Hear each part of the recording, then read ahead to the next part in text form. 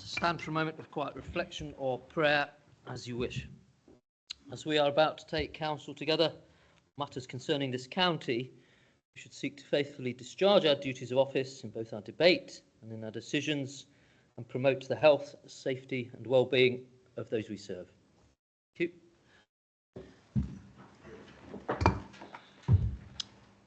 Fellow councillors, officers and members of the public, welcome to our meeting this evening. We're not expecting a fire drill, therefore in the event of a fire alarm, please leave the chamber by the nearest exit and assemble at the rear of the council car park.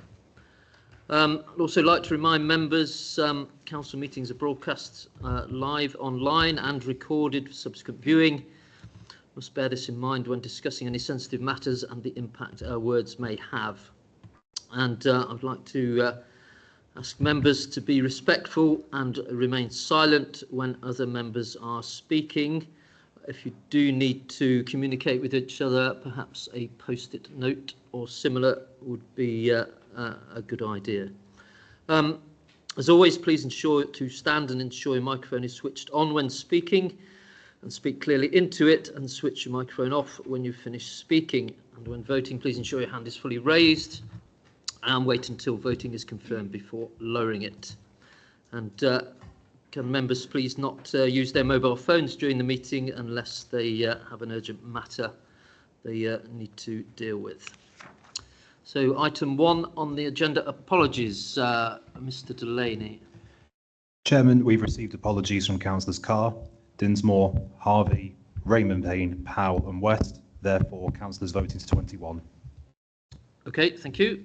Item 2 is Chairman's announcements. Since the last ordinary meeting of Council, either myself or the Vice Chairman have attended the following civic engagements: the swearing in of newly appointed magistrates in Oakham Castle, Rutland Museum Summer Exhibition launch, the Oakham Pride event, Rocks by Rail VJ Anniversary Memorial event at Cottesmore Sidings, VJ commemorative wreath laying ceremony at Oakham War Memorial, the exhibition of paintings by John Louis Pettit at Rutland County Museum, a meeting with the CEO of the Citizens Advice Rutland, the Merchant Navy Day flag raising at Oakham Castle, a meeting with Resham Singh Sandhu, DL and other members of the Leicester Sikh community, and the Rutland Day at Oakham Castle. Item 3, announcements from the Leader, members of Cabinet or Head of Paid Service. Now I'd invite the Leader to address Council if she wishes. No, thank you. Okay. Do any of the members of Cabinet wish to speak? Okay, thank you. Item 4, declarations of interest. Do we have any declarations of interest this evening? Councillor Beggy and Councillor Stevenson. Councillor Beggy. Thank you, Chair. On the motion before us about renewable energy, I am the Marketing Director for a green energy company with verticals in renewable generation. So I will not take part in the debate. Okay, thank you, Councillor Beggy. Councillor Stevenson, then Councillor Clifton. Thank you very much, Chair. With reference to my question about post-16 transport, just to note my child is post-16 but doesn't use public transport. Okay, thank you, Councillor Clifton. Thank you very much, Mr Chairman. In reference to the motion on solar farms, renewable energy, I'm a trustee of the Rutland and Leicestershire campaign for the protection of rural England. Okay, thank you. Item 5, minutes of the previous meetings. I've got 2 sets of minutes this evening.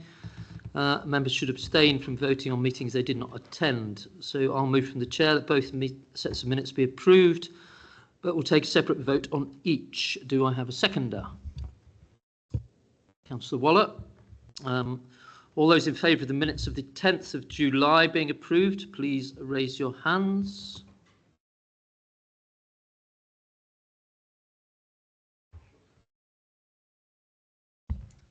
(17), Chair. And is it against? And abstentions? 3, Chair. Apologies, that was 18 in favour. Okay. Thank you. Therefore, those minutes are approved. All those in favour of the minutes of the 5th of August special meeting being approved, please raise your hand.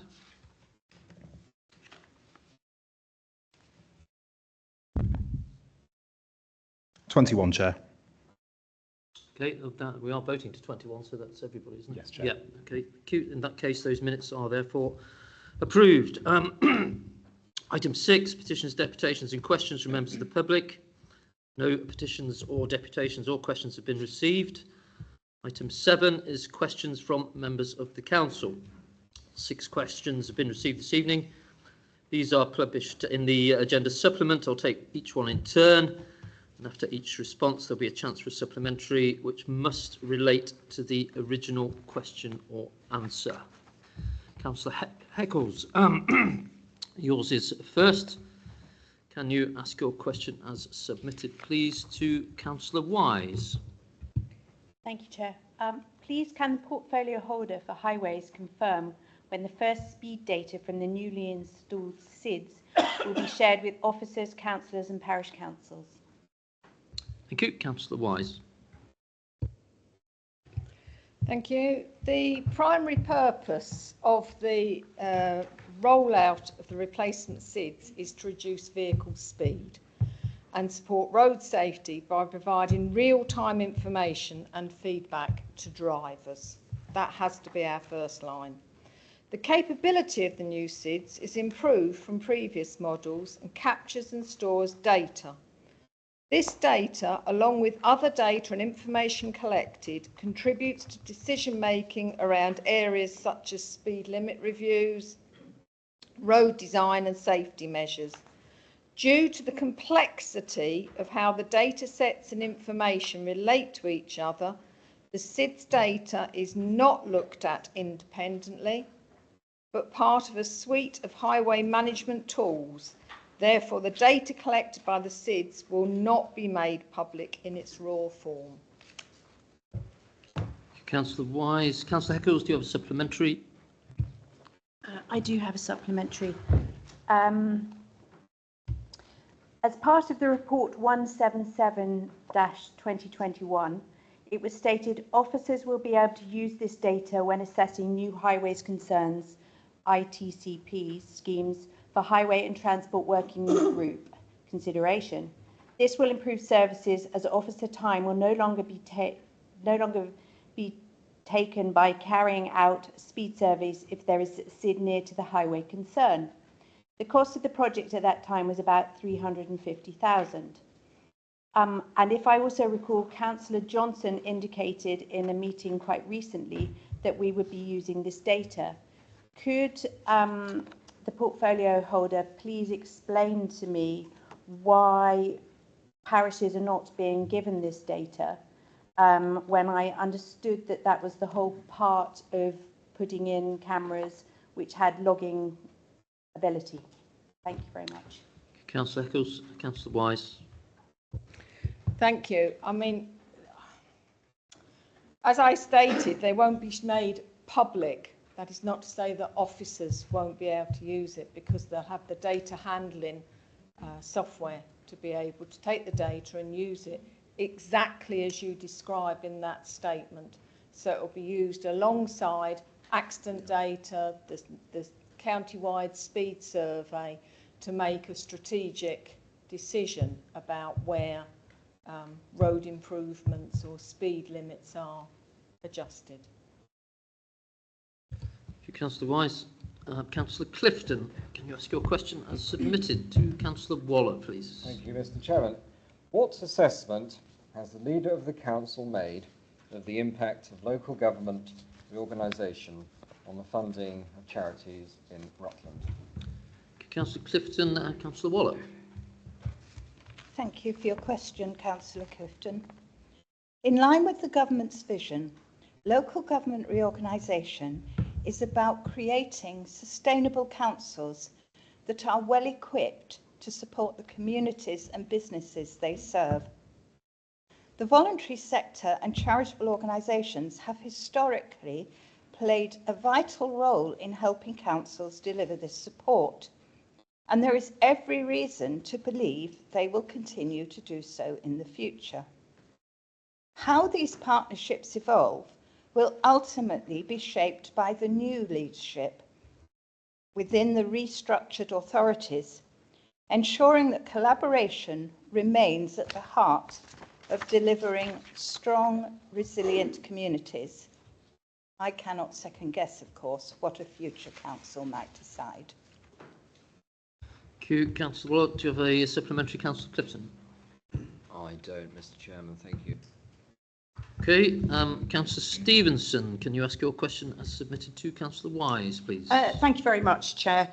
With reference to the school and post-16 travel assistance policy decision taken at Cabinet on May the 20th, noting that at the point of a decision to implement, an equality impact assessment will be undertaken, can the portfolio holder for transport update council on the outcomes of this assessment? Thank you, Councillor Stevenson. Councillor Wise. It is important to remember that one of the crucial parts of the Cabinet paper was that it was one policy. So I can confirm that an EIA will be completed prior to the school and post-16 travel assistance policy going live for 5 to 16-year-olds for the school year 2026 to 27. That will also include the part that has already been introduced. Thank you. Councillor Wise, do you have a supplementary, Councillor Stevenson? Yes, I do. Thank you, Chair. Noting that in September of last year, and I will be mindful that I don't stray into exempt items, there was a low-income household project with a family tracker. Could I please ask the portfolio holder, and this is on the back of quite a lot of affected households finding £400 quite a shock at short notice when budgeting for other things, could I ask the portfolio holder if the financial element will be fully assessed, and will that work alongside the low-income family tracker to give additional information to check that this policy is good for the equality of our young people in a rural community? Thank you, Chair. Councillor Stevenson. Councillor Wise. Thank you.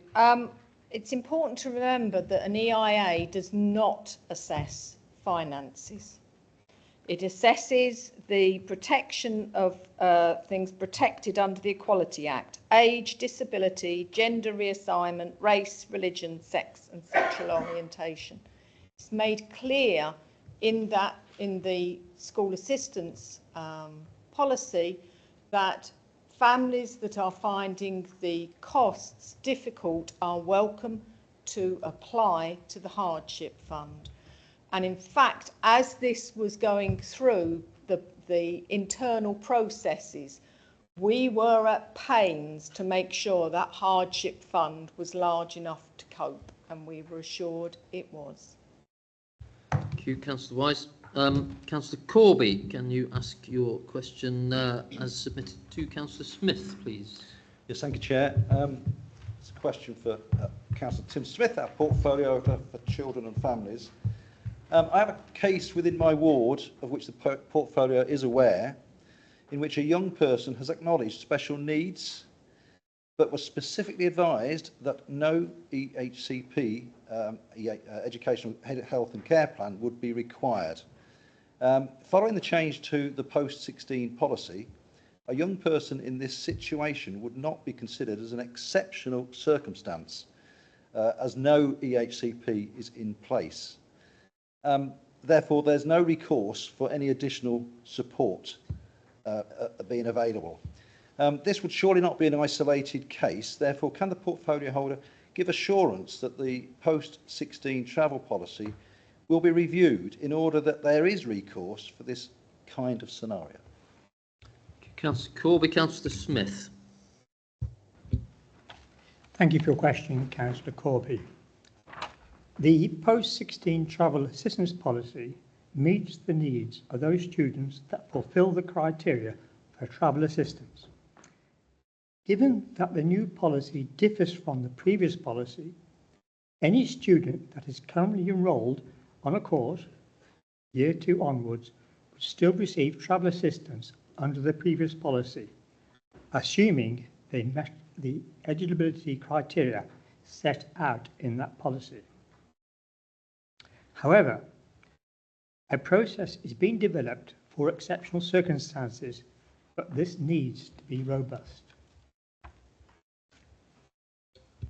Thank you. Councillor Smith. Councillor Corby, do you have a supplementary? Thank you, Chair. Yes.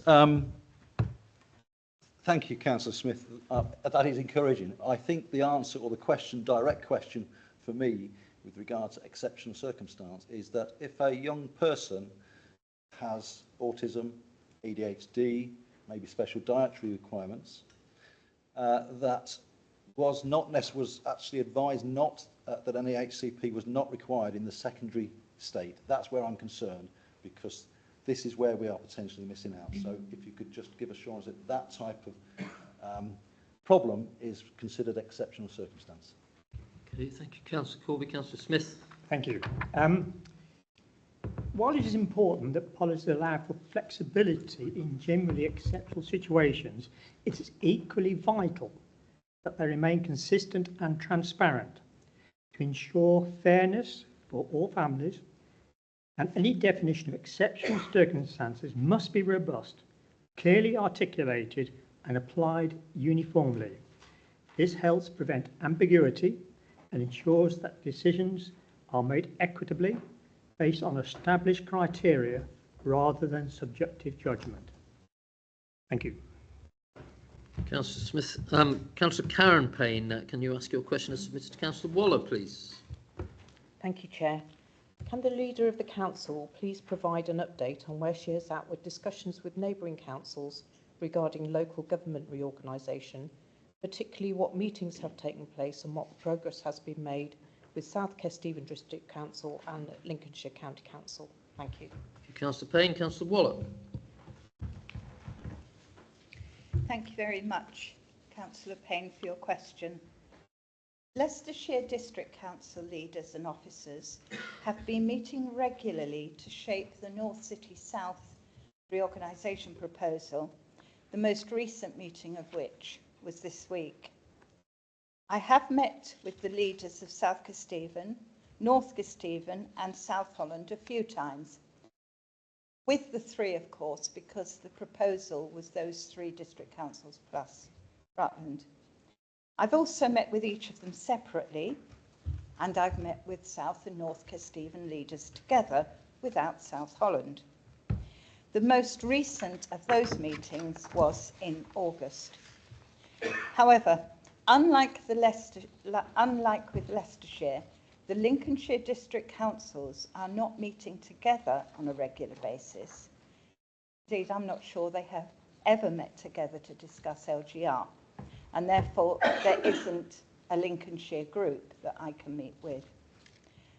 I am planning to meet the leader of North Kesteven again in the very near future to discuss where they are with their proposal. We had tried to meet a couple of times, but it doesn't always work out. And our officers have provided the information the Lincolnshire councils have asked for in relation to LGR, and they have offered further assistance in developing the bid, although to date this offer hasn't been taken up, but that doesn't mean it won't be.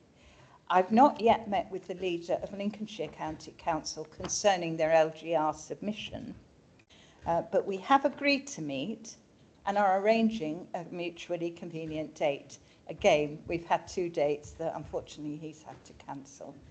So that's where we are. Thank you. Thank you, Councillor Waller. Do you have a supplementary, Councillor Payne? Yes, please, Chair. Thank you for that update, Councillor Waller. Could you let me know, there was a questionnaire that went out today in relation to, from North Kesteven on behalf of North and South Kesteven.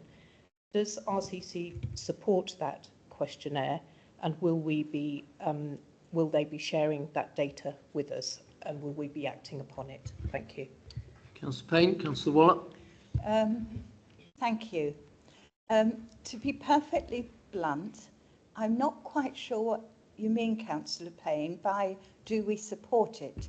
Clearly, we support the Kestevens putting out a questionnaire, but we have to bear in mind that one of the criterion for the submission is that local areas do get a sense of what their residents want. So it makes sense that they do it. So I don't think it's a question of whether we support it or not. It's a requirement. We have done questionnaires for the public to get a sense through public engagement, and it is part of their public engagement. It's not the only thing they've done. They've put quite a lot in the regular booklet that they put out as well, for example. Will we take it into account? Yes. How will we take it into account?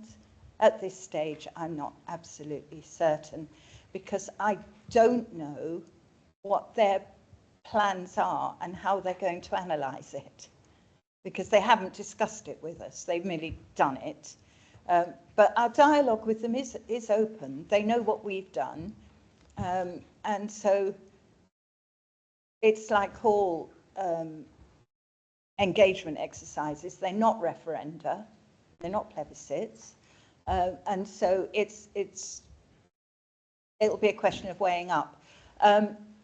When we have our council meeting on local government reorganisation, and I'm sorry, I've forgotten the date. I think it's the end of October. November. Thank you very much, Chief Executive. When we have the results of all of this, the analysis of all of this will be available. Clearly, members will get the papers a week in advance. And if there are any detailed questions that you have, the sooner you can get them into us. I don't mean questions for in here, I mean questions for clarification and understanding. The sooner you can get them in, the sooner we can answer them. We have no intention of being not transparent, but you can appreciate this is a difficult process. The last time, though, that we were engaging with the Lincolnshire districts was that their timetable is slightly different from ours, and we are not sure quite how much information we will have got from them to put to our council meeting, but we will do our very, very best. And it's one of the things I am going to raise with the leader of North Kesteven when I meet him in the next 2 weeks, I think it is. Thank you. Thank you, Councillor Waller. Councillor Farina, can you ask your question as submitted to Councillor Wise, please?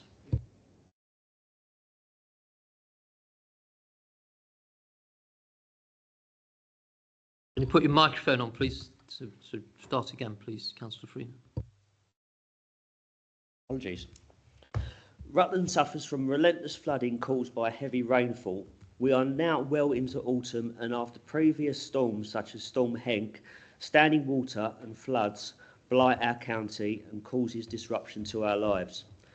Can I ask the portfolio holder to please provide an update in regards to the work carried out on Church Lane, Barradon, and can the portfolio holder also highlight what future work is due to take place and how flooding in the area can be avoided in the future? Thank you, Councillor Farina. Councillor Wise. Thank you for this question. It gives me, you'll see, an opportunity as we get on through it. I've got a list here of the work that has been carried out on Church Lane, Barradon over the last 15 months. Do not panic about having to write it all down. I'll email it to you after the meeting because there's quite a lot. Cleaning of gullies and manholes, including root cutting, completed 21st the 6th, 2024. Excavation and rodding of blocked gullies, completed 18th of February 2025. Excavation of gullies and rodding of connections, completed the 21st of March 2025. Excavation of gullies and rodding of connections, completed the 1st of April 2025. Cleaning and jetting of gullies, completed 2nd of June 2025. You can see now why I wanted to email it to you. The council has been developing a local flood risk management strategy. That is, the current draft is coming to Cabinet in October for permission to go out to public consultation. It's based on the findings and recommendations of the Section 19 Flood Investigation Report. You'd think I could say that word, wouldn't you, by now? that is also coming to Cabinet in October. I wouldn't want anybody to think, however, that we're waiting for these reports to come to Cabinet before we start work. Work has been ongoing, as I hope that list has just shown. The strategy will help define the future needs and works required over the forthcoming years to support the management of water on and through the highways assets. I think it is fair to say, however, that no amount of work on our highways can prevent flooding. At the end of the day, if enough rain falls, it will overwhelm whatever we put in place. And we have to also accept that as residents, we have a responsibility to protect our own property. So here's my opportunity. If you haven't heard already, there's an event in this room tomorrow afternoon, 2 till 6 o'clock, where residents, ward councillors, parish councillors can come along and learn about how you can help to protect your own property. Obviously, we are doing all we can to do it from the highways perspective. Thank you, Councillor Wise. Councillor Farina, do you have a supplementary? Yes, I do, Chair. Thank you, Councillor Wise. Noting I first contacted Highways in March and followed up my inquiries a number of times, how confident is the portfolio holder in the processes in place for responding to the issues raised? Councillor Farina, Councillor Wise. I think there is sometimes a disconnect between you communicating it happening and then them telling you that that's happened. It's quite clear from that list that there's been a lot of work going on, but they haven't necessarily gone back and said, oh, by the way, Councillor Farina, we've done this. By the way, Councillor Farina, we've done that. I think that is an area that we are looking at in the project that we were looking at this afternoon on the customer experience, because we are aware a number of residents feel that they submit something and then it just disappears into the ether.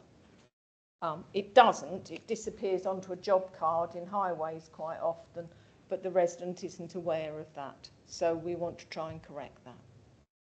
Thank you, Councillor Wise. Item 8 is referral of committee decisions to the Council. There are no referrals for consideration this evening. Item 9 is calling of decisions from Cabinet meetings during the period from the 27th of March to the 10th of July 2025. There are no call-ins this evening. Item 10, report from Cabinet. There are no reports from Cabinet this evening. Item 11 is reports from committees of the Council, and we have one report from the Conduct Committee this evening. It is 11A, amendment to the arrangements for dealing with the conduct complaints, which is pages 15 to 30 in your pack. That's report number 96/2025. And Councillor Helmsley, as chair of the committee, can you introduce the report and propose a motion, please? Thank you very much, Chair. You've stolen my first paragraph. The Conduct Committee met on the 2nd September and had a lively debate on the matter. I understand the Chairman had to use his casting vote. The main change to the current arrangement is the removal of the need for the Conduct Committee to determine cases where no breach is found after a full investigation. This will help to streamline the process and save some officer time and hopefully a reduction in meetings of the Conduct Committee. The current Code of Conduct and the proposed code have many similarities. The changes around the process of initial assessment and the handling of complaints against alleging criminal conduct. We are all bound by the Code of Conduct, and there is a link in the report to the document, which I would suggest you have a quick look at to refresh your memory. I would like to propose the recommendation before us is that 1.2.1, that Council approves the revised arrangements for dealing with member conduct complaints, which are Appendix A. Thank you. Thank you, Councillor Helmsley. As Vice Chair of the Committee, I will second the motion, but as Chair of this meeting, and not exercise my right to speak. That means we're open to debate. Members? Any members? Yes, Councillor Clifton. Thank you very much, Mr. Chairman. Rightly, we expect members here to uphold and elsewhere to uphold standards of conduct whilst holding elected office. Yeah, members, I did say at the beginning not to speak when other members are speaking. I didn't notice anyone was, but please remain silent. Okay, right, we've made the point. So, Councillor Clifton, would you like to carry on, please? Yeah, can I start again? Yes, you can. Thanks very much. We'll start the clock again. Thank you, Mr. Chairman. Rightly, we expect members here and elsewhere to uphold standards of conduct whilst holding elected office, and to be mindful of their responsibilities and duties. We should also bear in mind that members have rights as well, clearly established legal protections that allow us to speak our minds without fear or favour. We call this the rule of law and liberal democracy. It is important we do not lose sight of this. Let us consider our system for a moment. A national system, yes, so not specific to Rutland, but one which many experienced observers consider to be in need of improvement. Penalties, such as they are minimal. The rules, such as they are, can, I believe, ensnare the unintentional as well as the deliberate offender. And in a system which relies on the word of a complainant and relies on that complainant being a reliable witness, indeed, by its very nature, that complainant and their complaint must constitute the core reason for launching an investigation and spending, in some cases, thousands of pounds. It seems to me somewhat remiss that the national guidelines allow investigations to take place on a complaint only. I believe further hurdles should be put in place before this decision is reached. I think it is beneficial to the system that the complainant is aware that their complaint will be known about and decided upon by their fellow councillors to help deter unwarranted complaints. And I believe it is in the best interests of the system that all those involved in the decision-making process that leads to this end position should have their decisions openly and transparently seen by the Conduct Committee. Indeed, I would be favourable towards a committee of the whole council to consider complaints made against members in this way. I would also encourage, and that as national policy, a yearly review of complaints that were taken to this stage, a joint working party of officers and councillors to consider such cases and whether anything useful could be learnt from this going forwards. So in summary, I believe that best practice and history have shown the wisdom of our system as it is, and I urge you to keep the present wording. Thank you, Councillor Clifton. The members, Councillor Karen Payne. Thank you, Chair. I enjoyed some of the healthy debate at the meeting that this emanated from, and my view hasn't changed. In the Constitution Working Group meeting on the 13th of February, it was agreed that RCC would not seek to do any non-legislative, non-regulatory change to the Constitution pending the local government reorganisation. Although it is a statutory requirement for the Council to have a complaints process, this change to the Constitution is not a legislative or regulatory change, therefore runs contrary to the decision made in that meeting on the 13th of February. Additionally, I strongly believe the Conduct Committee should see all complaints that RCC receive. They should see the totality of them to enable trends, volumes and sources of a complaint to be visible, to enable a high-level view of the work being presented and what issues this causes for the Council. The process of managing complaints is time-consuming and sometimes costly. Closed complaints, through no breach of conduct or not, provide learning when scrutinised. For example, even though no breach of conduct may have been found, the approach to getting to the conclusion might have been more effective and less time-consuming if a different approach had been taken, or training issues for members may be highlighted.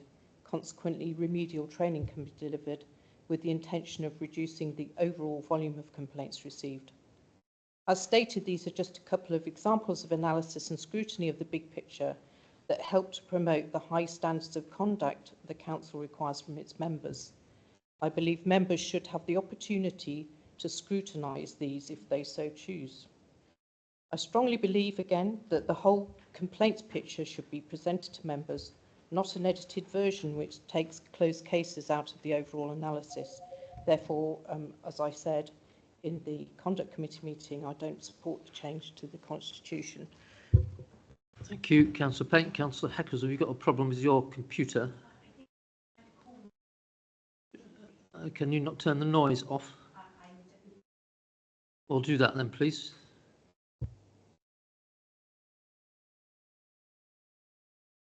Okay, thank you. Any other members wish to speak? Councillor Heckles. I do not support this amendment. I sit on the Conduct Committee and I voted against it at the Conduct meeting when it was discussed. Only 2 members voted for this, with 2 against and 1 abstention. So the Chair had the casting vote. Our current process allows for more autonomy. The reason is that I feel the process of going through the Conduct Committee is particularly beneficial so that all members or parish councillors can learn and develop from their mistakes or issues, and indeed even members that aren't involved can learn. Thank you. Councillor Heckles, any other members wish to speak? Councillor Wise. I have nothing prepared, so please forgive me if I appear to ramble a little. I was one of the people that voted for this change. The change was to allow those cases which were considered, that they were suitable for closing, should be allowed to be closed without coming to Conduct Committee. We either have to have Conduct Committee very frequently, or some people are going to be waiting a long time for their decision. And that can be distressing if you've got one against you. It might be one that you believe is groundless, but it still doesn't alter that feeling of you're standing on the edge of a precipice. So the reason I voted for this is those that are considered suitable for closing should be allowed to be closed and the people involved informed. That does not prevent the material coming to the Conduct Committee so that they can consider what sort of things are being raised, which I agree we do need to see, because I think sometimes if there's similar complaints being raised, then we need to maybe look at whether there's training needed or something similar. Thank you. Councillor Wise, any other members? Councillor Stevenson. Thank you very much, and I certainly take Councillor Wise's point about it being very stressful if you're going through that process. The one thing that I am concerned about, the sense of, from what Councillor Payne has said, that one thing has been said and now a different decision has been taken. And that's all I'm going to say, Chair. It does worry me that we're in that position that we say this, we're now in council doing the opposite of that, aka making a change to the Constitution, and there needs to be a sort of a surety in the decisions that we're taking. Unless I've misunderstood that, Councillor Hemsley, you may wish to cover that off in summing up. Thank you. Councillor Stevenson, any other members wish to speak? Councillor Waller. Thank you. I totally accept the point that's been made about the decision to not change the Constitution around that. But it wasn't a blanket decision to not make any changes. It was to not make fundamental changes. We did, within the Constitution Review Working Group, or committee, or whatever it's called now, agree that we would cease to meet unless there was a major decision that had to be made, and that minor decisions or ones that were logical adjustments would be in the gift of our monitoring officer. So whilst in principle, yes, if we make a decision, we should stick to it, I think this is a process issue. It's not going to change the outcome because a decision has already been made, as Councillor Wise made clear. It's a question of closing the books, as it were. I don't know whether the monitoring officer wants to explain a bit more clearly. Yes, thank you, Councillor. We'll now hear from the monitoring officer, Ms Wakefield. Thank you very much, Chairman. Just to clarify, this is not a change to the Constitution. These are the Conduct Committee's own arrangements, as is explained in the covering report. And as Councillor Waller has said, there was no blanket intention never to change the Constitution in the remaining lifetime of this committee. So there may well be future occasion for reports on of that nature to come to you. If that is necessary, then as agreed earlier in the year, the Constitution Working Group will first of all be convened in order to do its work. This is a matter purely for the Conduct Committee. These are the arrangements of the Conduct Committee which must be brought to the Council in order to decide whether or not to change them. Thank you, Chair. Ms Wakefield. Any other members wish to speak? In that case, Councillor Hemsley, would you like to sum up? I would. Thank you very much, Chair. It's good to see that many councillors have a view on this. And I've sat on the Conduct Committee for a reasonable length of time now, and I have seen the emotional stress that can be caused while waiting for a decision or hearing whether you are going to process through or not. So I think those people who are in no breach, it is probably best that it is moved relatively swiftly. I also believe that if there is a no breach, maybe there's a reason that it doesn't need to come to full council or the attention of everybody, because sometimes they can be vindictive, and it's easy for the monitoring officer and the independent person to actually just discuss that. They do share the information with the Conduct Committee when we next meet. I would thoroughly enjoy us meeting on a regular basis because I get paid chairing each meeting, so let's have 3 a month. But that is not what we're about. We're here to uphold the Constitution and make sure that people behave properly. So I understand the concerns, but I believe there is a very robust system that sits behind it, and the Conduct Committee do understand, and we do explore. We're actually going off to do some support of the council not far from here in the very near future because of the number of complaints that have come through. So we are proactive, we do understand what we're doing, and hopefully you'll accept this recommendation. Thank you. Thank you, Councillor Hemsley. So the motion is that Council approves the revised arrangements for dealing with the member conduct complaints, which are at Appendix A of the report. All those in favour?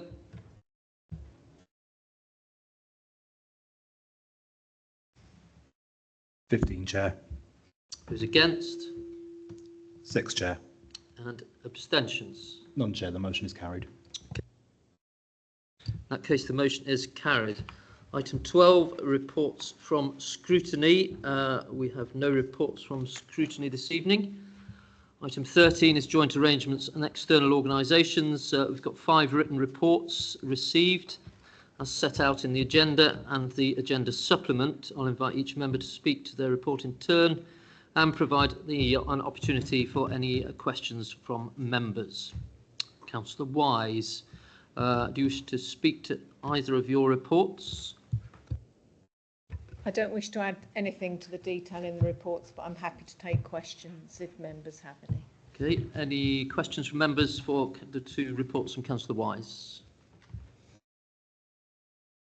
Okay, in that case, Councillor Payne, do you wish to speak to your Heidelberg Materials Liaison Committee report?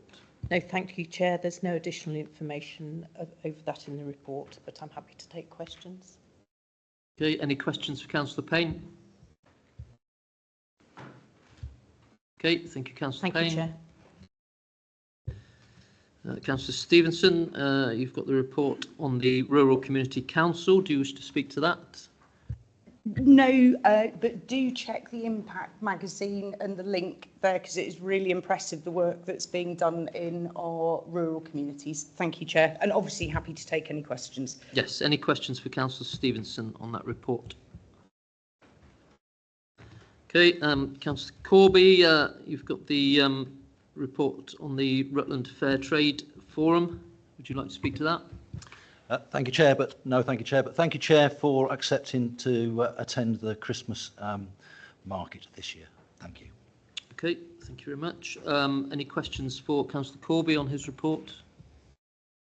Thank you, members. Then all reports will be taken as received and noted. Item 14, notices of motion, and we have one notice of motion this evening. This is 14A, the solar motion, pages 37 to 38 of your report, of your pack, sorry. Councillor Heckles, can you please introduce and propose your motion?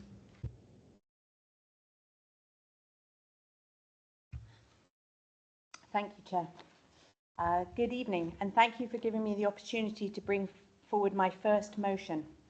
I won't actually read the motion because I'm pretty sure everyone will have read it in the pack, but I'd like to give you a little bit of information behind it. I just wanted to underline why it really matters so much for Rutland. We all accept the urgency of tackling climate change. Rutland has shown leadership before in acknowledging climate change action is needed, and we must continue to do so. But climate action must also work with, not against, the countryside and our precious farmland that provides high quality crops and livestock. Rutland's farmers are not just food producers, they are central to our rural economy. Farming here sustains hundreds of jobs directly and many more indirectly through farm contractors, feed suppliers, markets and the food businesses. It supports village shops, cafes and pubs, attracts visitors to our farmers' markets, countryside trails, and underpins the character that makes Rutland a place people want to visit and invest in. Turning productive farmland into large solar plants will have a knock-on effect on that and damages this economic base. Once high-grade soil is covered in panels and hard standing, it cannot grow crops or grow livestock for decades. At a time when food security is once again a national priority, and when British agriculture faces international competition and changing climate conditions, taking our best land out of production, in my opinion, is short-sighted and damaging. We do not wish to become a nation reliant on food importation and at risk from hefty price increases when we can't then produce our own food. As reported yesterday, food inflation is currently at an 18-month high, with experts predicting worse to come. Nor is the answer to reject solar energy. It is make sure we put it in the right places. Historically, the NPPF has not had a requirement for solar on all new builds, which has always seemed to me a big omission. The government's proposal, Future Homes Standard, which will cut carbon emissions from new homes by up to 80%, is without doubt a welcome new regulation, and we need to support this. This change makes it practical and cost-effective for solar panels to become standard practice on new build housing, farm buildings, warehouses, and industrial sites. These are precisely the locations where energy is used and where the visual and environmental impact is minimal.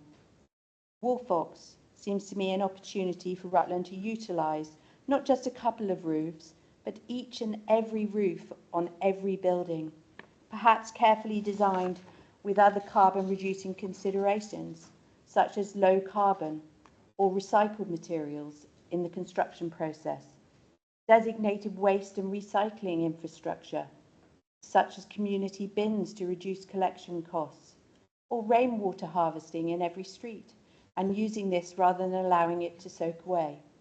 This isn't new, of course, as it was used during the Roman Empire. This development could be really very exciting, and it could be a wonderful opportunity for achieving carbon neutral housing. Prioritising rooftops and brownfield sites brings multiple benefits. It keeps our farmland productive, safeguarding both food supply and rural jobs. It reduces the cost of connecting to the electricity grid because generation is closer to demand. And it preserves the visual amenity of the beautiful Rutland landscape that supports tourism, recreation, and a wider rural community and economy. We must also insist on responsible supply chains by asking for transparent procurement and fair community compensation. This motion makes sure that clean energy does not come at a hidden social or environmental cost. Rutland can lead nationally by showing that renewable energy and food production can grow together.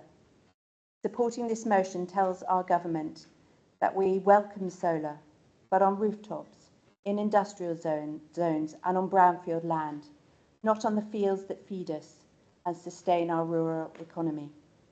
It is the smart, sustainable way to reach net zero while keeping Rutland's countryside and farming heritage thriving for generations to come. Thank you. Thank you, Councillor Heckles. Councillor Stevenson. I second it but reserve my right to speak. Thank you, Chair. Okay, thank you. In that case, we're open to debate. Members, Councillor Ross. Thank you, Chair. I think I understand the concerns raised by Councillor Heckles in bringing this subject before Council, and I'm certain it is done only for positive reasons. I will, however, be voting against the motion as drafted, and I want to explain why. The motion conflates both agricultural and energy policy amongst other policies. Further, current policy in both areas, that is agriculture and energy policy, is based upon legislation introduced by the previous Conservative government and I assume voted for by our MP Alicia Kearns. Dealing first with failings in our agricultural policy, I would highlight that the Australia-New Zealand trade deal of 2022 was agreed by Liz Truss without any independent advice. A quite extraordinary post-factum review by experts was then carried out in 2023, which Alicia Kearns kindly forwarded to me.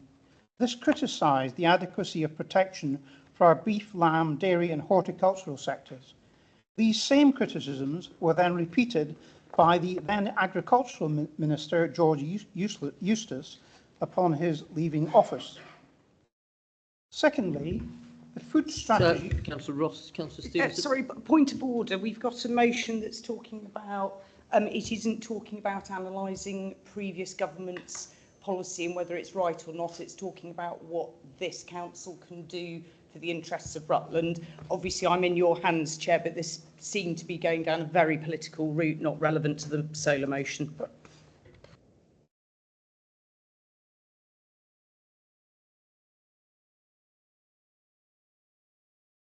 Yeah.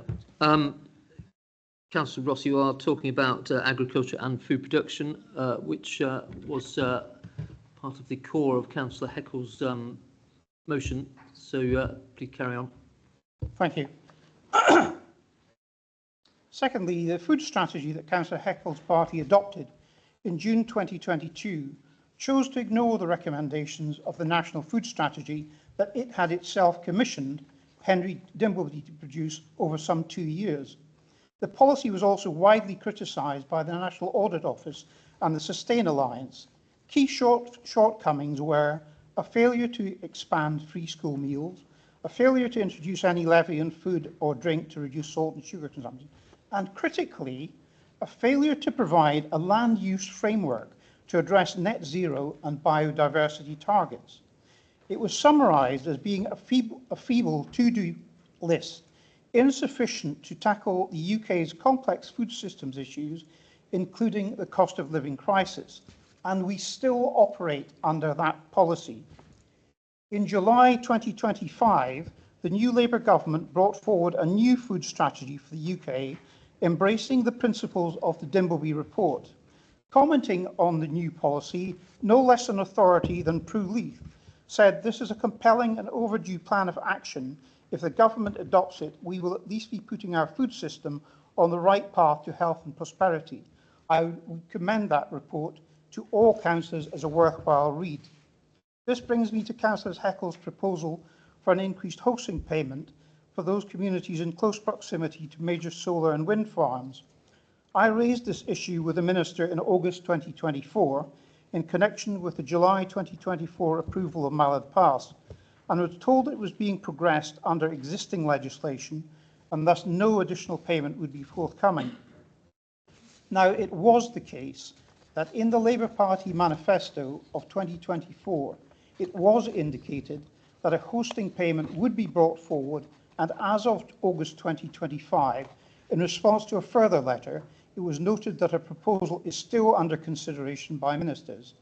So whilst I will not support the motion as drafted by Councillor Heckles, I would be pleased to support an amended motion requesting that the leader of this council write to ministers requesting that government fulfil its manifesto commitment to increasing the hosting payment for communities adjacent to new solar and wind farms at the earliest opportunity. Thank you. You're proposing an amendment to this motion, Councillor Ross? I am. Do we have a seconder? Seconded by Councillor McRobb. Councillor Stevenson. Apologies, Chair, I'm not being awkward, but Councillor Ross has just said that he's not going to support this motion, but he's proposing an amendment to the motion. Does that therefore mean if the amendment sits, he will then be supporting the motion? If I could just have some clarity on that position, please. Thank you, Chair. Yeah, that is a fair point.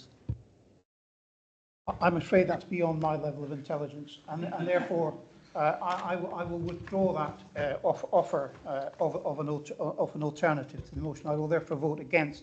You are withdrawing your amendment? I am. Right, so the amendment is withdrawn. We're back to the substantive motion. Councillor Paul Brown, followed by Councillor Wilby. Thank you. I regret I also have problems with this motion. I have no concern with the messages it attempts to put forward, especially after hearing them again tonight. It is just the way that the multi-messages have been conflated within it. I do not feel it does justice to either the expressed intention of its movers or those it is intended to address. For instance, I don't think that a Rutland farmer would see a direct link between Rutland farming practice and slave labour productions of solar panels in China. Looking at the points made individually, we all welcome the affirmation of this council's support for addressing matters of climate change and for the measures concerning the regulation of solar farms in the Regulation 19 local plan. But to include this in a letter to a government reciting these matters will have no effect on government decisions. Point 4, request we encourage solar farm applicants to commit to providing creative community compensation and to ask that it will exceed any future standard importation by government or devised by solar industry.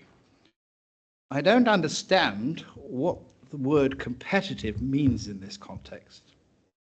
I don't think it is also right to ask for a carte blanche commitment to exceed any level of imposed compensation when you don't even know what it is in the first place. Plus, I'd like to update Councillor Ross.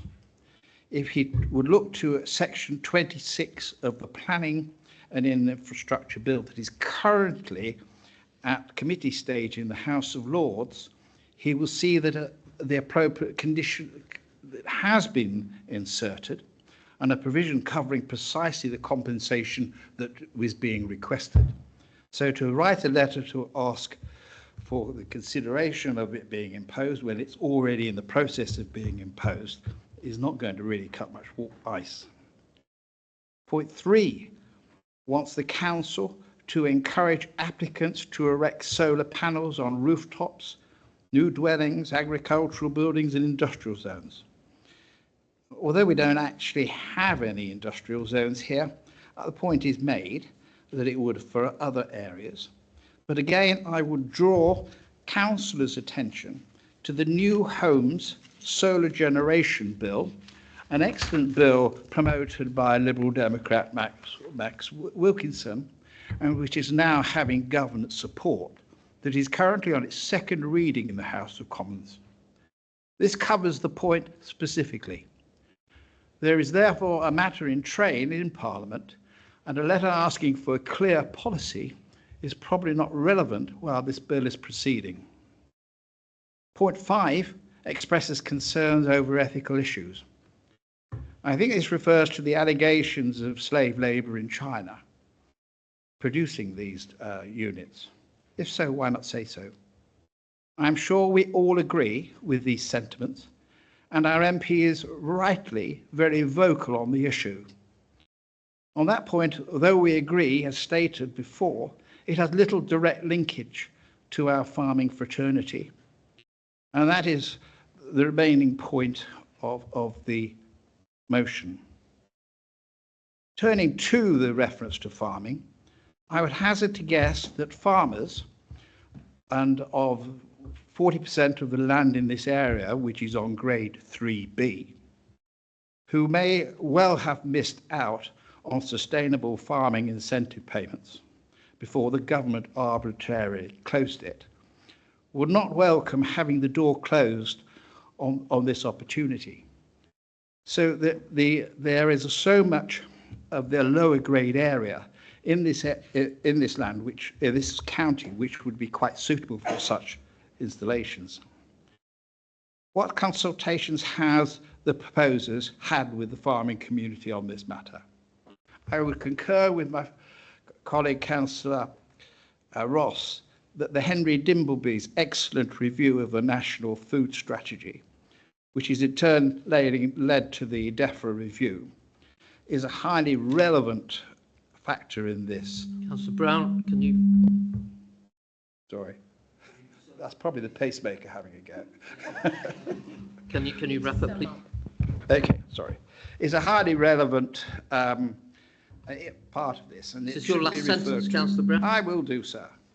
Whilst I'm concerned at the promotion of this motion is excessive proliferation of this in this county, which I agree with, the motion does not deal with such matters. Councillor Brown, I've asked you to wrap up, and you're carrying on with an enormously long sentence. Can you finish now, please? Thank you. And for all these reasons, I will oppose the motion. Right, thank you. Councillor Wilby.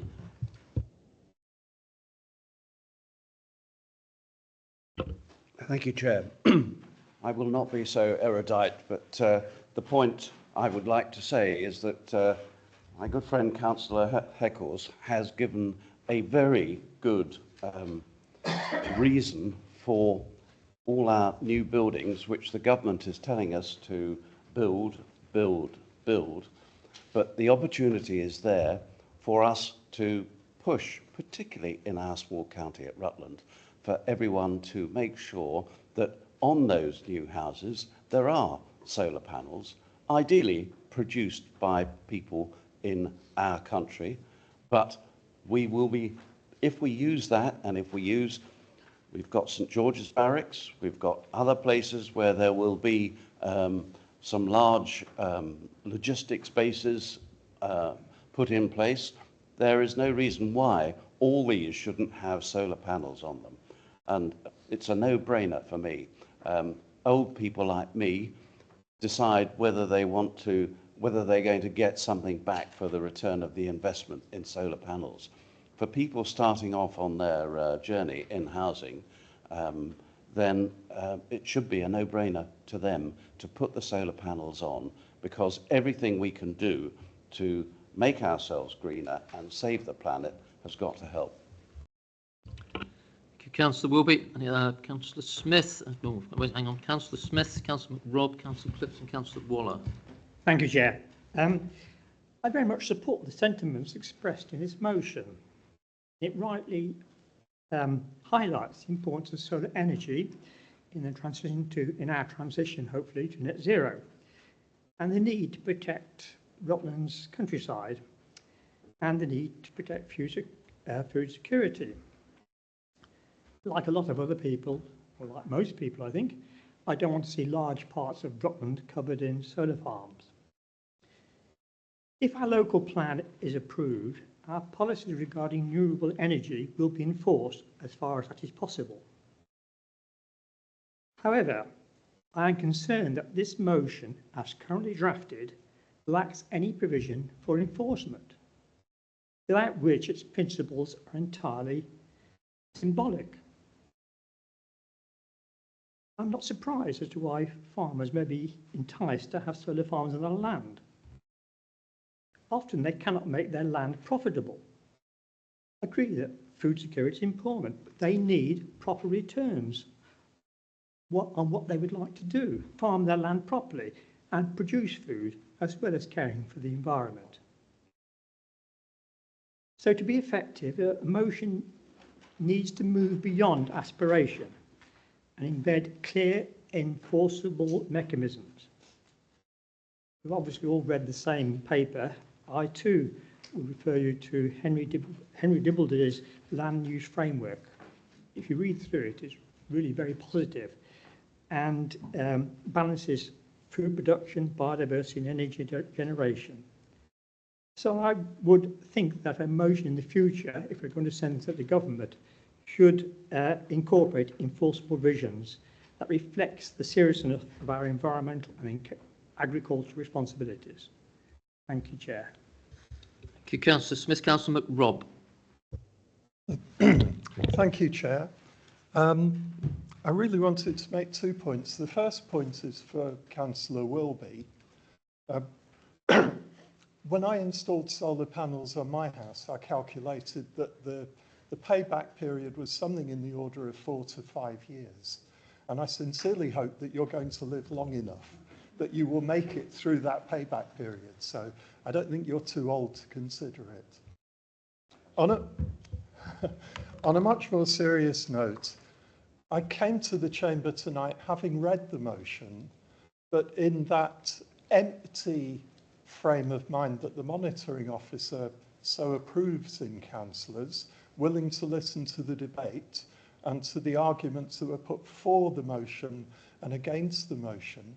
And I have been listening, and I'm afraid, Councillor Heckles, that I conclude I am firmly in sympathy with your intent, but I regret that I don't think your motion will achieve it. Thank you. Councillor McRobb. Councillor Clifton. Thank you, Mr. Chairman.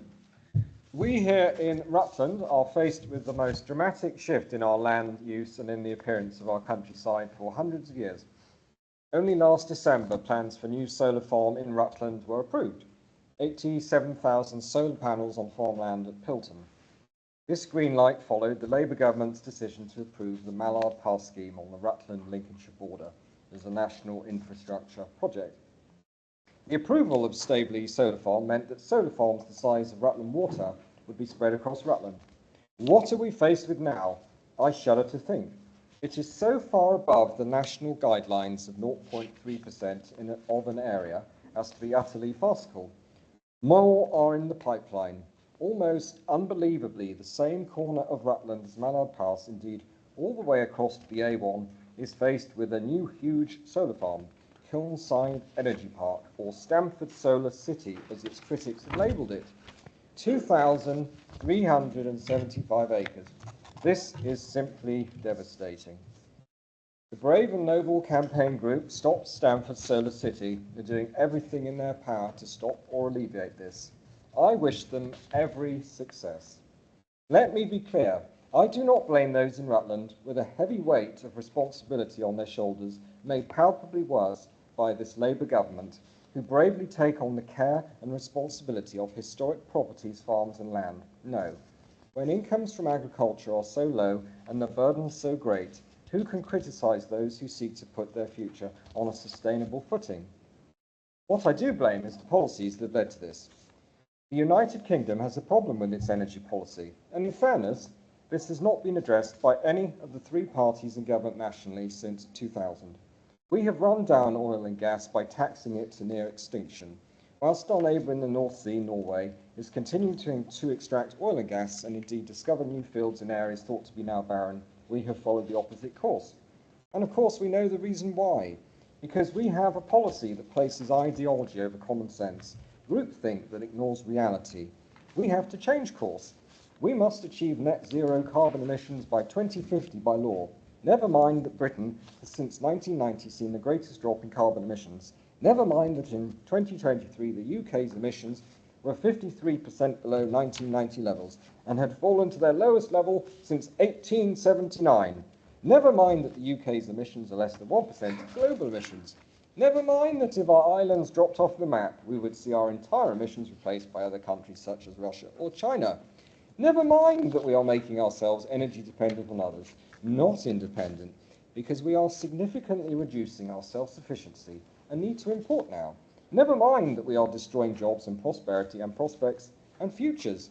Never mind that our energy costs are the highest in the G7. That Rutland in Great Britain, the home of the Industrial Revolution and once the workshop of the world driven by cheap energy, should be in such a pass is beyond tragic.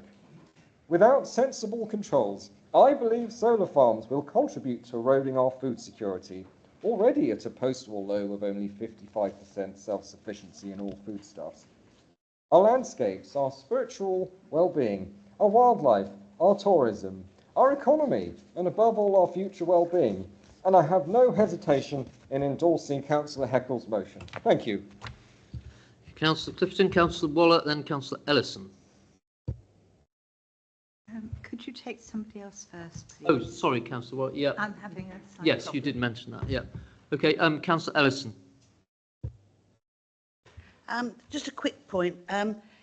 In principle, I would like to agree with this. I do believe in solar power, and I believe that we should be protecting our environment. My concern is we all want electricity, we all want to drive cars. I don't think we produce enough. It'd be nice to think having all the houses with roofs and having solar panels, but I'm not convinced. There's also a debate as to the land, what's what I'm looking for, sorry, the degradation of the land. There is a lot of research that says actually some things grow better and grow well in solar farms. So I'm afraid I can't support this motion. Thank you. Are you okay, Councillor Waller? Perfectly now, thank you. Okay, please go ahead. Thank you. I think we all have concerns about the growing number of solar farms in Rutland, particularly the larger ones, Mallow Pass and, more recently, the proposed Kilnside, which, if built, will straddle the A1. They provide no direct benefit to local residents, as developer contributions are not paid by the developer in the way they would if they were wind farms, or indeed housing developments. Yet they cause local disruption during construction, maintenance, and deconstruction. Many of us are also worried about food security as farming land disappears, but equally worried about how our farmers will continue to make a living as support to them is inconsistent and often incoherent. Therefore, whilst I support the sentiment in this motion, I do not think it is sufficiently clear about what is needed, and I agree with my colleague, Councillor Paul Brown, in his comments about it being convoluted and a bit muddled. For example, I'll give an example. When our local plan, currently in inspection, is approved, our policies regarding renewable energy will be enforced unless by enforcing them we make development unviable. Unfortunately, in planning, viability trumps all. The government is also going to introduce new rules around the future environmental standards to which homes must be built, that Councillor Heckles mentioned. But we will not be able to go beyond these, even if they are less than we would want. And again, it's a viability issue. And we know from bitter experience that developers will not provide community benefit beyond what they are required by law to provide. I therefore think that what is needed for this county is a comprehensive land management strategy so that individual policies around food security, biodiversity, renewable energy, new town location, or new major transport networks, for example, can flow from the strategy and not be dealt with in a piecemeal way as they are at present by national government. I therefore will not be supporting this motion as it stands, but will be bringing a motion to Council concerning a land management strategy later in the year, and I would welcome support from Councillor Heckles and colleagues as I start to pull that together. Thank you. Councillor Wallach, Councillor Hemsley. Thank you very much, Chair. Most of us in this room have some connection with farming. I was a farmer's son for 48 years, and I think many farmers are successful and they tend to roll with the good times, and sometimes they have bad times. And I don't think that we as an organisation or as a county should be saying to farmers, you can't grow solar panels this month. They should be able to choose what they do. Now, there are lots of versions of solar panels. You can have them concrete in, you can have them freestanding, and I've seen some amazing things which ensure that the ground remains usable again. It's also grazable, so it is actually helping food production. And I think we just need to be very careful where we go. I fully understand the point that we should be looking at stuff. We looked at putting solar panels on OEP, and the blocker was not anything other than the fact that the connection to the network wasn't possible. So while one wants to fix one thing, you cannot deal with it in isolation. You need to take a holistic view of the whole thing, and you need to process it, and we need to talk to people. And we need to be taking our farmers with us. We need to be taking our residents with us. We need to be explaining why we want to do this, not just having a go and sending a letter to government, because I know from previous experience it's a complete waste of time. It'll disappear into somebody's inbox and you'll get a nice reply saying something that says, yes, we understand, thank you very much. So for me, I can't support it, but I do think that we as a group of people should start going out into the communities, talking to them, supporting them and saying, how can we best get this to deliver for Rutland? Because Rutland is beautiful and unique. You've got some amazing businesses here. Let's start harnessing some of that power to have those discussions at a much higher basis than just in this space and demanding things to happen. Thank you. Councillor Hemsley. Any other members? Councillor Stevenson. I'm seconded, and I will just use my right to speak now. I feel as though I'm stealing words from the annual report, two of them, Think Rutland. I think that the debate this evening has, as you know, because I did a point of order, and I understand why the debate has gone down the route of looking at different policies from different governments. And I think Councillor Waller, your point, Councillor Hemsley, your point about needing to be holistic, I absolutely support 100%. We need food, we need energy. I'm not going down that debate now because that's been well covered this evening. What I am going to point out, and we've mentioned sentiment within Councillor Heckles' motion, there's a lot of this that a lot of you have been agreeing with.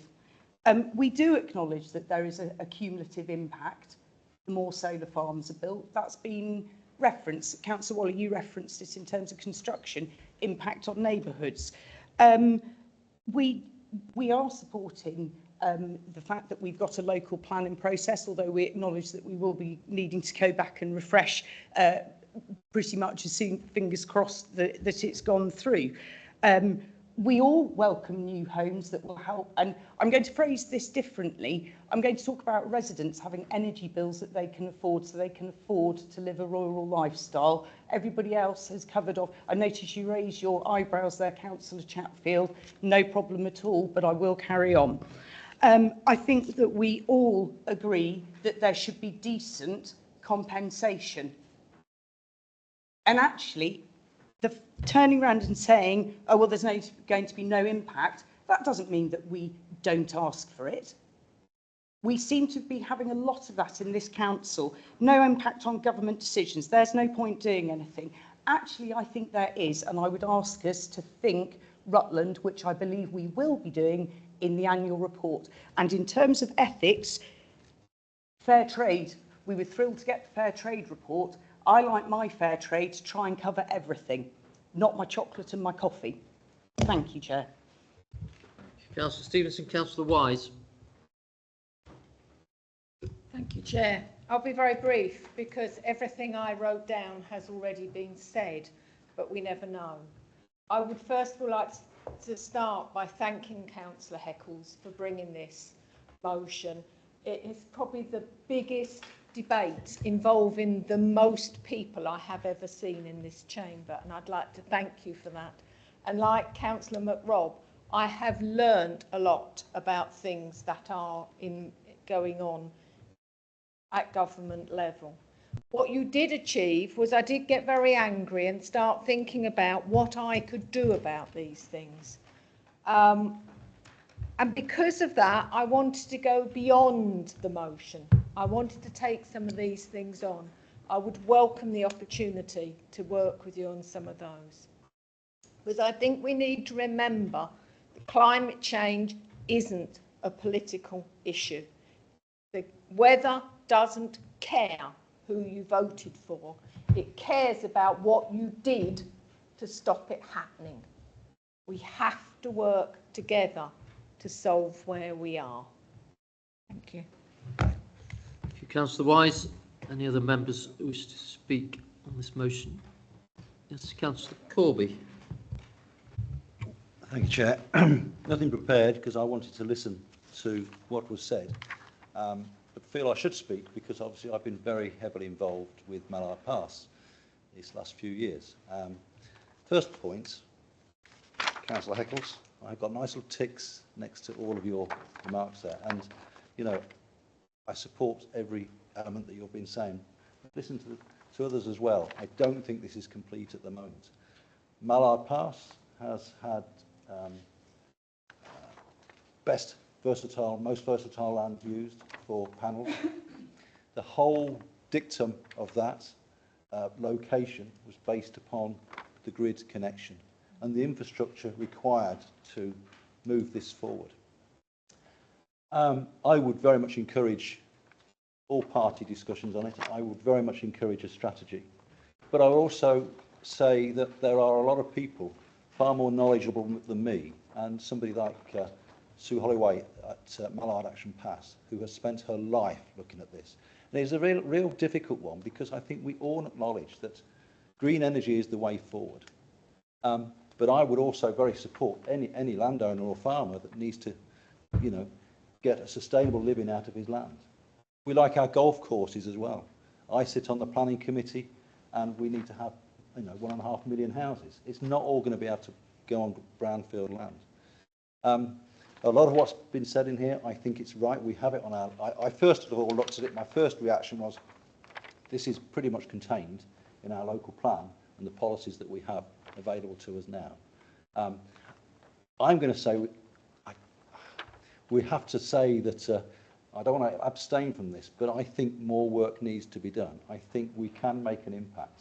I'm afraid, with very heavy heart, I'm not going to vote with this one tonight.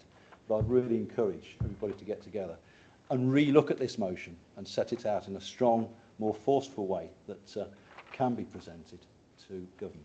Thank you. Thank you, Councillor Corby.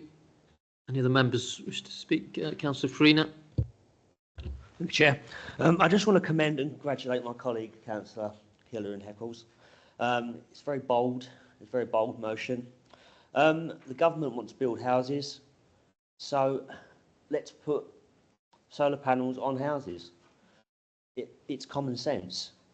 So I'll be supporting this motion, but I think that the government's going to have the last say and ultimate influence on what's going to happen. So, but I will be supporting this motion. Thank you, Councillor Farina.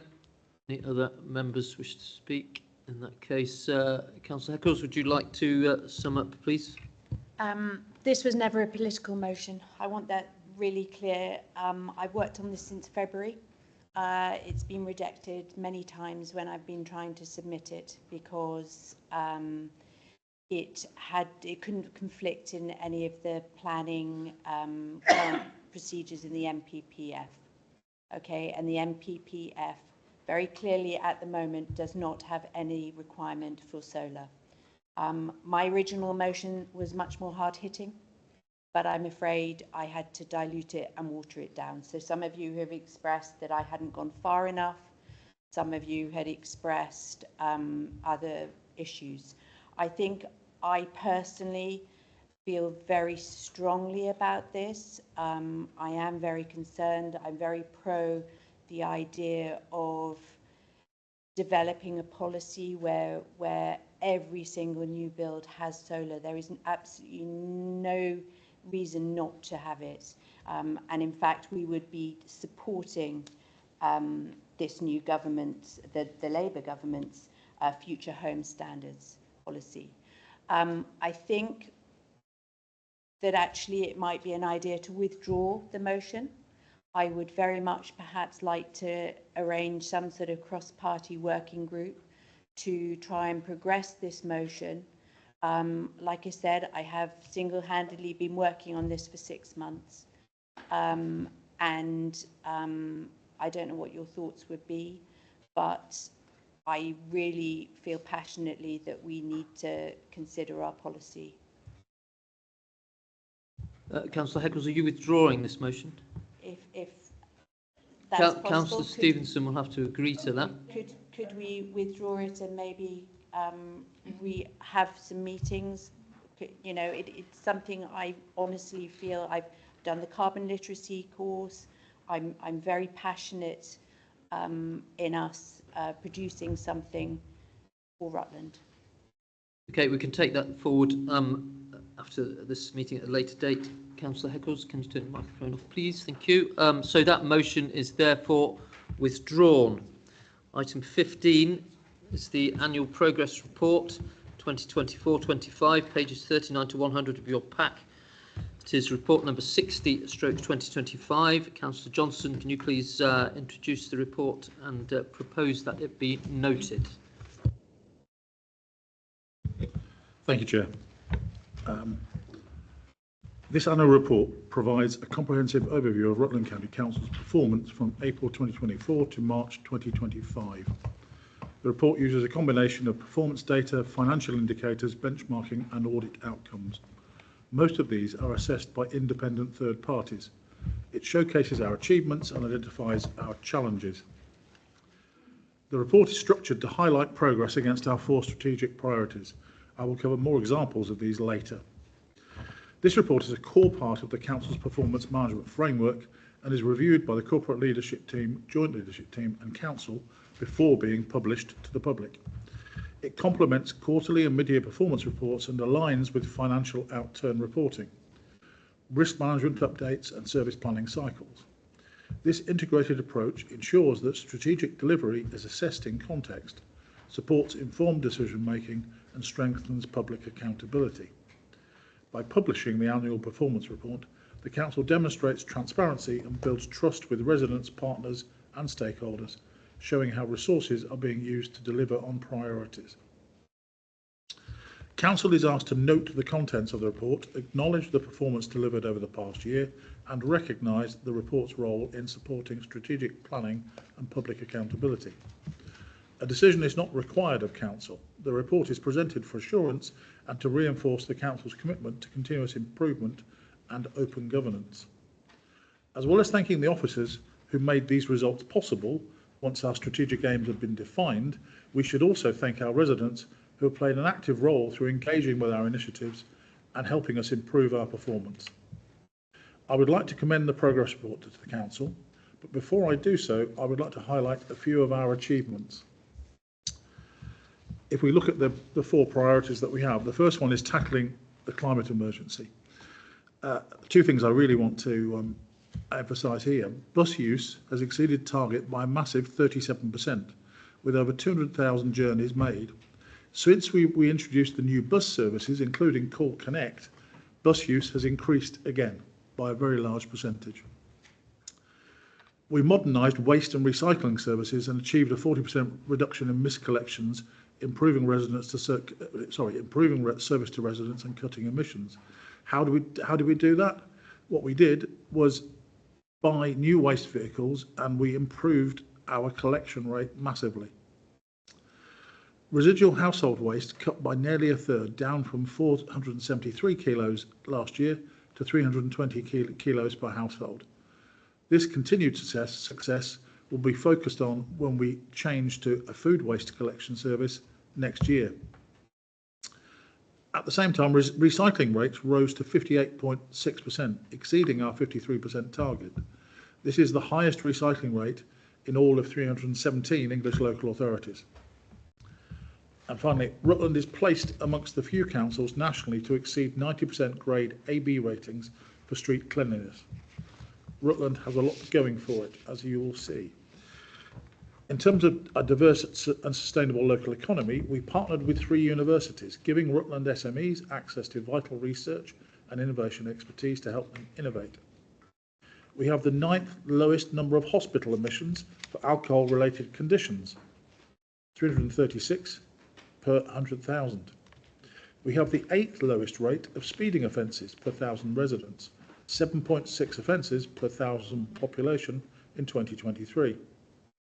And we are 3rd lowest amongst our nearest neighbours for collision rates. Our percentage of NEET residents is at just 0.7%. That's not in education, employment or training, which is very low. 40 affordable homes were delivered. This means built ready for occupation, surpassing our target of 23 and the most for many years. We want to continue with this initiative. Our roads are in a good condition. A, B and C roads all met our targets. They're not perfect, but they are good. Crime levels were at a low. Rutland continues to be the safest mainland county in England. I think that's quite remarkable. Supporting the most vulnerable. Our children's services were rated good by Ofsted, demonstrating strong leadership and child-centred practice.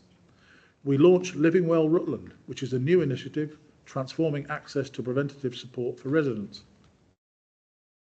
We have the highest proportion of care leavers aged 19 to 21 who are in education, employment or training. We have the 11th lowest number of children aged 0 to 15 in relatively low-income families, 3.1%. We have the 2nd highest proportion of adult social care service users who are satisfied with their care and support. We have the lowest proportion of people aged 65 to 74 requiring long-term adult social care support, at 6.9 per 1,000 people. Councillor Johnson, you're running out of time. Yes. Okay. I will just move on then. 89% of adults felt in control of their daily life. You need to sum up now, Councillor Johnson, please. I will. There are many things that we have done and many things that we continue to target. We can always improve and we strive to do so. Thank you. Thank you very much, Councillor Johnson. Do we have a seconder? Councillor Waller? In that case, can you turn your microphone off, please, Councillor Johnson? So seconded by Councillor Waller. Therefore, we are open to debate, members. Councillor Heckles. Hi, I had a question on page 74. Sorry, page 54 of your report. I'm a little bit confused by the figures. If you add up... This is a debate, Councillor Heckles, rather than questions. But can I not just ask for an explanation? Well, you can raise a question, but Councillor Johnson is not going to answer it immediately, obviously. Whether he chooses to answer it in his summing up is up to him. Okay. The figures at the bottom add up to 71.6 million, and I didn't really understand how we're talking about 94.9 million, which equates to a net revenue budget for council tax setting purposes of 57.7 million. But the figures at the bottom only add up to 71.6 million. The difference is 23.3 million, and is that the service charges? That's my question. Okay, thank you, Councillor Heckles. Sorry. Other members? Yep. Councillor Stevenson. Thank you so much, Chair. First of all, could I just say how enjoyable this was to read? Really beautifully presented, and a really good read. I think these are very difficult to do because actually you've got professional audience officers, you've got resident audience, you've got councillors, and it's difficult to achieve, and I thought it read really well. Thank you very much. There was one bit on the buses which is with my scrutiny chair hat on, I would say, 0% of non-frequent bus services running on time, that's in the red. One of the reasons for that was around level crossing delays. Scrutiny that did come up under the discussion of possible topics. Whilst we acknowledge that Network Rail is out of the jurisdiction of Rutland County Council, sadly, the Chair of Scrutiny will be writing a letter, and in fact I've drafted one, and the annual report I will certainly make sure those impacts are put in the letter. Just one more point that I would like to make, and it will probably come as no surprise. Two things really struck me in the introduction. We also began to embed more place-based working, using local data, local teams and local priorities to shape support where it's most needed. Next quotation that really struck me. Rutland County Council continues to perform strongly against national benchmarks, and thank you, Councillor Johnson, you gave some really impressive data there, while remaining focused on continuous improvement and long-term sustainability, and obviously the tagline that I particularly like, Think Rutland. My question, Council, is when are we going to start fighting properly to keep our county? Thank you. Councillor Stevenson. Other members, Councillor Smith.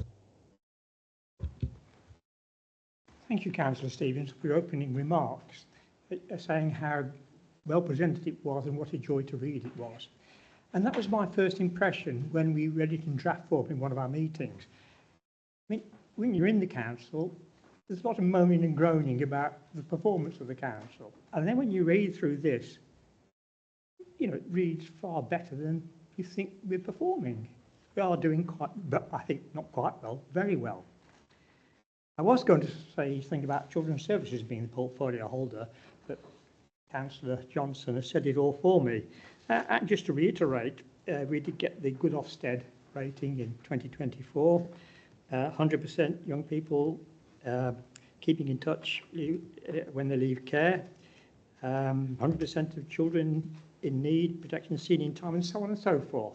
So, yes, it's a really good report, and it's a credit to the officers and staff who have worked hard to produce these results, and it's a well-presented, colourful report. Thank you, Chair. Councillor Smith. Councillor Waller. Thank you. I'd like to thank Councillor Stevenson for her comments about the work of our officers in producing this report. I think it's something that we would all recognise, and also for pointing out the level crossing issue. It's very easy to look at a set of data, but it's only when you go behind the data that you actually understand the picture. And Councillor Stevenson pointed out very clearly where what looks like something in the red and not very good, the reason is completely out of our control. But it is important we still acknowledge it's a problem, and that we didn't get 100% of those buses running on time in that particular instance. And I think it's very important in these reports that we show, well, we highlight and celebrate the good, but also show the things where we're striving to improve. And also, one or two comments have been made about the readability of this report, and I'd like to thank the officers for producing a very clear report, but also the effort that has gone in to making it available in a large print version for anybody who needs it, without losing a lot of the data and the illustrations and so on that are in the reports that you all have. And I know it took a lot of work and an awful lot of thought, so I'd like to publicly thank officers for that as well. Thank you, Councillor Waller.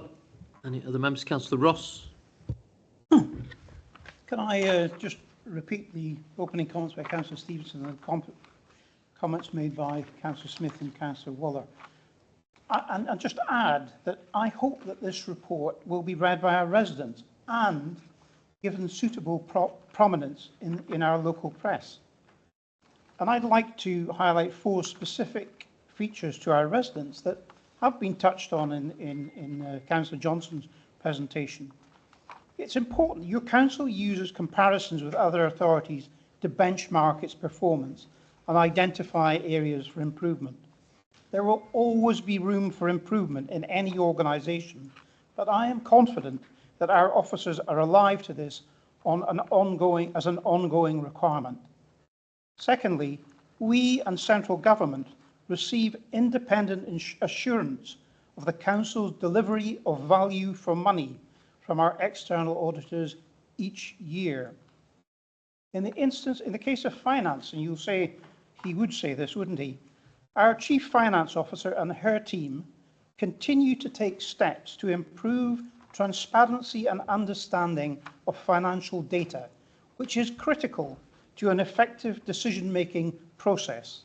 And this is reflected in our positive financial performance as a council.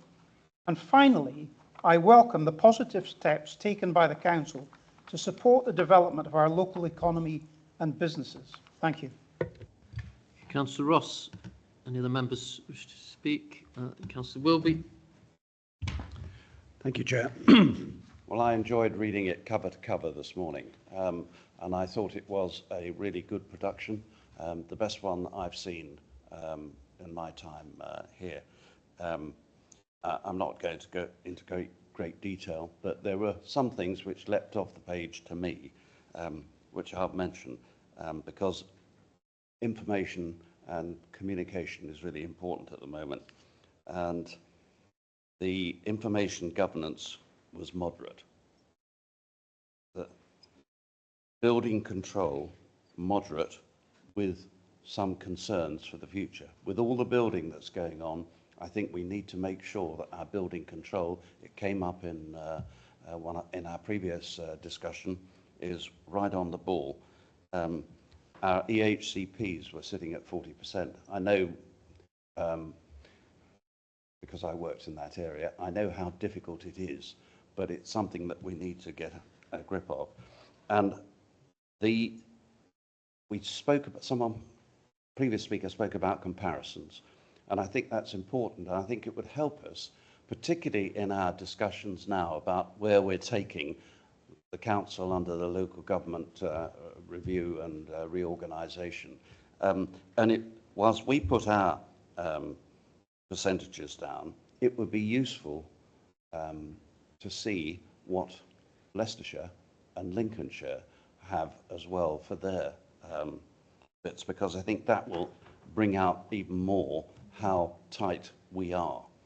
And Tim, I'm sorry to point this one at you, but there was education for children who had special needs and things like that.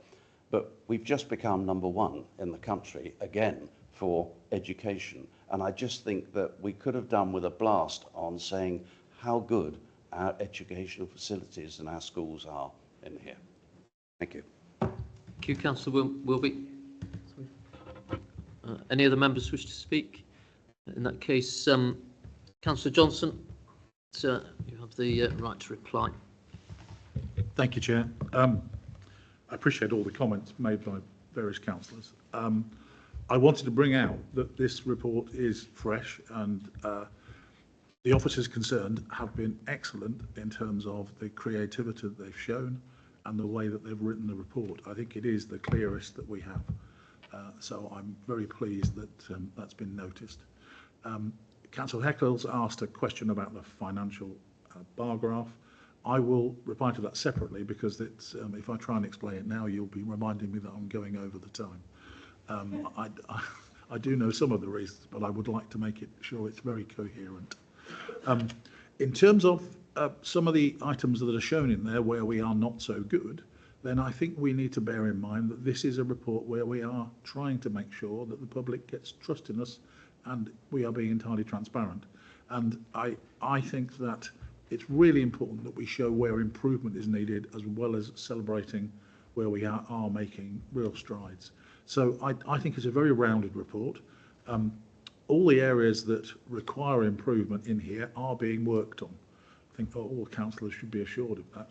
And I think all councillors are probably, by the sound of it, mainly assured by the fact that as Rutland, we are making strides and we are hitting our targets, both financially and in other areas. And I think that's to be congratulated by all the portfolio holders and all the officers concerned. I think that probably completes my summing up, Chair, before you tell me I'm out of time. You've got plenty of time left, so. Councillor Johnson, from the Chair, I'd like to congratulate and thank the officers for all their hard work on this report. So thank you, members. That report is duly noted. Item 16 is political balance calculation and appointments to committees. This is pages 101 to 108 of your report. Councillor Johnson, can you turn your microphone off, please? So this is report number 82 stroke 2025. Again, Councillor Johnson, can you introduce the report and propose a motion, please?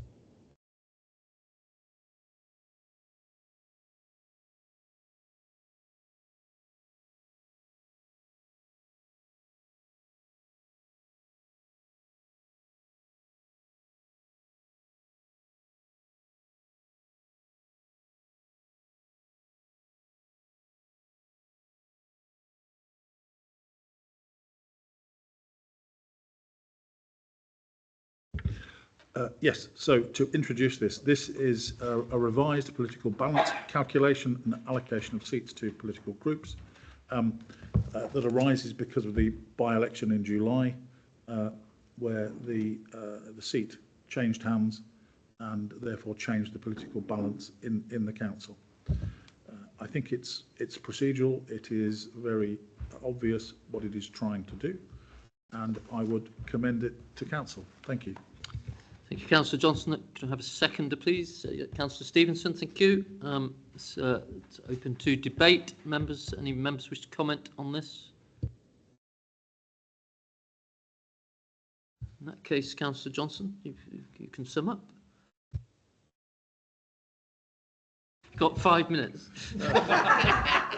Thank you, Chair. I appreciate the leniency that you're giving me, and I will say thank you very much. I hope everybody is in favour of this, as otherwise we will be drawing all sorts of implications. Thank you. So the motion is that Council approves the recommendations in section 1.2 of the report. All those in favour? That's unanimous, Chair. Okay, thank you then. The motion is therefore carried. Item 17, any urgent business? I've not been made aware of any urgent business this evening. Next council meeting is Thursday, the 20th of November. You will have noticed that Councillor Harvey is not here this evening. I spoke to her the day before yesterday. She's recovering well from her numerous tooth extractions, and I'm sure all members will join me in sending her best wishes for a swift recovery. And also Councillor Carr is poorly this evening, so we also wish her a speedy recovery. That concludes the business of this meeting. Thank you, members, for your attention, and I declare this meeting closed at 20:48.